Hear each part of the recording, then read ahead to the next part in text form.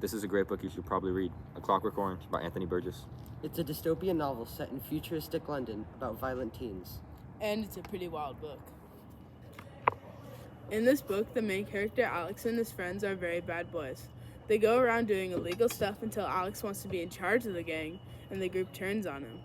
Alex is banked by the ops and then thrown into prison for 2 years until he fakes wanting to be part of God's plan to have a shorter sentence.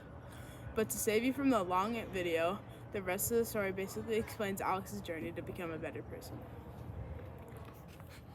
This book is at a higher level of reading than most books you will read, with a lot of violence and language that can be hard to understand if you are not a good reader.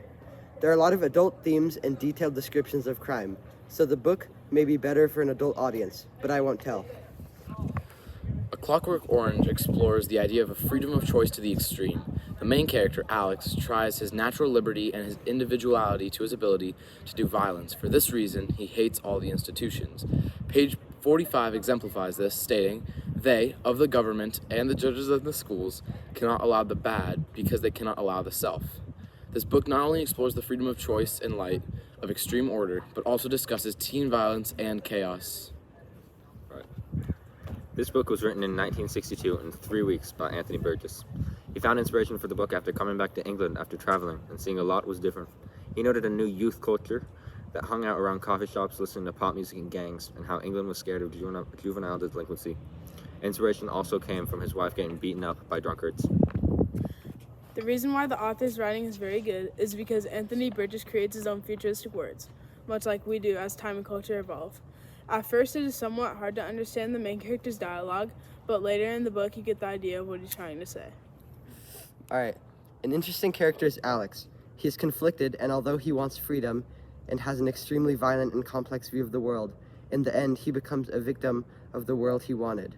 He becomes hurt and pained by things he wanted.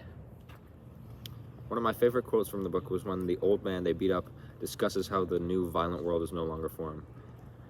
Page 17 states, "As Alex and his droogs beat up an old man, he grumbled, 'It's no world for any old man any longer, and that means that I'm not one bit scared of you and my boys, because I'm too drunk to feel the pain. And if you hit me, and if you kill me, I'll be glad to be dead.'" I find A Clockwork Orange very similar to The Count of Monte Cristo.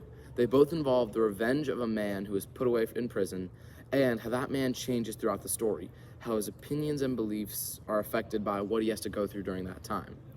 Now, The Count of Monte Cristo follows a man who is wrongfully imprisoned and his story of revenge.